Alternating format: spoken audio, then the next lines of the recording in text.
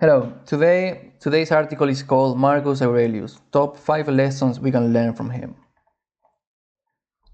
Dwell on the beauty of life, watch the stars, and see yourself running with them. Marcus Aurelius, Meditations. Marcus Aurelius, one of the Rome's 5 good emperors and a Stoic philosopher, is famously known for his work Meditations, which is a series of personal writings and ideas, which was a source of his guidance and self-improvement that he left for us. Well, actually, now that I know more, he didn't left that for us specifically. Well, maybe, but he was writing this just to do his journal, and then it happens that we found his notebook, but this is something that he used to do every single day, just for him to become better, to reflect on his day and his life, and just to schedule his life too. So it is actually amazing.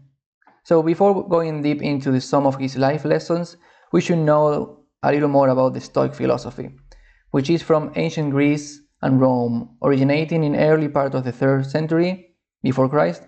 It maximizes positive emotions, reduces negative ones, and helps individuals to reach their optimum potential and virtue. So now, 5 lessons we can learn from the ancient Stoic Marcus Aurelius. Before we start, I have another one about Riding a Holiday, and Riding a Holiday talks a lot about the Stoic philosophy, about Marcus Aurelius, and he's the host of the podcast, The Daily Stoic. So I highly recommend his work. It's really easy to follow. So lesson number 1, truth can't harm you. It's the person who continues in his self-deception and ignorance who is harmed. Always speak the truth, even if it makes you unpopular and even if it's risky, and of course, if it's not true, do not say it. One of the reasons why Marcus was admired was because of his honesty. He was not afraid of the truth. And even when everyone else preferred to lie and hide to save their lives, he stood up and defended what he believed was right. As you will understand from this article, the Stoic lessons are quite simple, but they have gotten lost in our present time. People rather lie to themselves and make people lie to them than face reality. Something I talk about in my article on gender dysphoria, for example. When we lie, we lose a part of us, of our souls. You lose your character. And I can understand that it can be hard sometimes, but the repercussions of a lie can be heavy in the long run. Why some people lie? Well, we can say because there's some benefits, because there's some money, or just because reality is so hard, or even because if you follow the psychoanalytical theory, maybe there's a desire, maybe there's something that the people is enjoying in that lie, in that sickness, in that illness. But yeah, it can be really complex, but at the same time, the lesson is quite straightforward. Don't lie. Number 2, justice is the source of all virtues.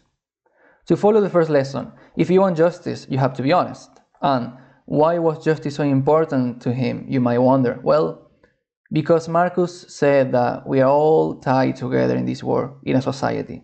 We are connected and we have to work together for a better future.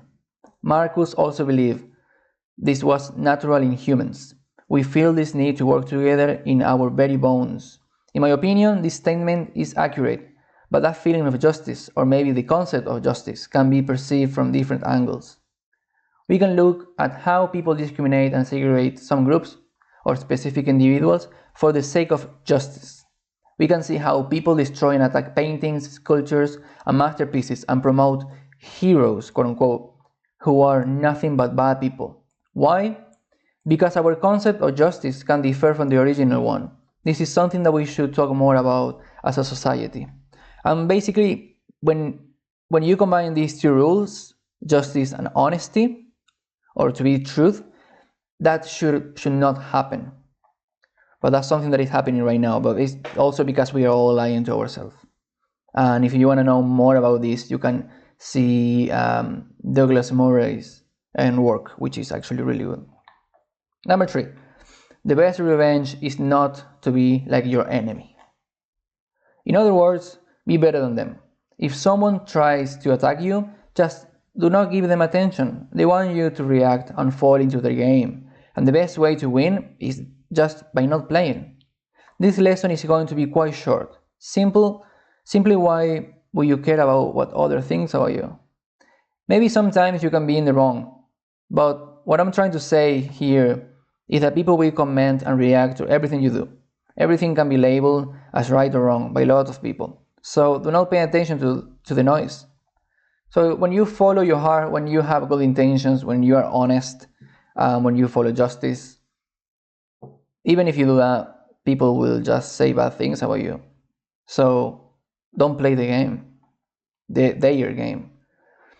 Number 4, it is not death that a man should fear, but he should fear never beginning to live. There's an old saying, life is too short to drown in mundane problems. We all have problems, and those problems can mean the world to us. But almost everything can be solved too. So try to see the bigger picture.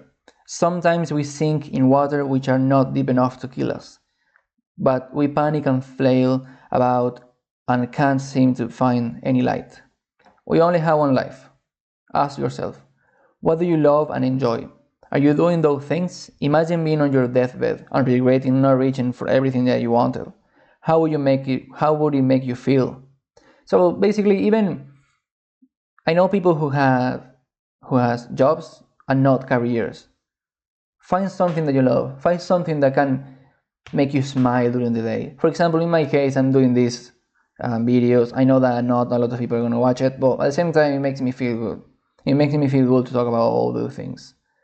So try to find something like that. And even if it doesn't make you rich or popular or whatever, those are not the real reasons why you should follow your heart. So yeah, find something that makes you smile. Number 5, you have power over your mind, not outside events. Realize this and you will find strength. You're stronger than you think. The clinical psychologist, rock star Jordan B. Peterson, mentions that people are dying for a word of encouragement. We are constantly attacking ourselves. We would rather take care of and be good to others than the person who sees every day in the mirror, who we see every day in the mirror. From all the lessons, this one should be heard and repeated constantly, especially to young people of our generation. As you conclude, just in case no one told you this, you're enough. You can go through this and much more. Just breathe, rest if you need to, and then keep going. Prove every single person who doubts you wrong. Reading about Marcus and his Stoic philosophy is a must. He teaches us lessons that are the base of our world, but which now seem to be forgotten. If you like these 5 lessons from Marcus Aurelius, share them with your friends and keep learning more about Stoicism. And just to finish, some quotes. Number 1, the happiness of your life depends upon the quality of your thoughts. Everything we hear is an opinion, not a fact. Everything we see is a perspective, not the truth. Waste no more time arguing about what a good man should be. Be one. When you rise in the morning, think of what privilege is to be alive, to think, to enjoy, to love. Our life is what our thoughts make it. So yeah, what do you think about Marcus Aurelius' ideas and quote about? Which of them do you resonate with most? Let us know in the comments below and join the conversation. So yeah, you can find this article. You have also some videos, by the way, that can be really good, especially this one from Ryan Holiday.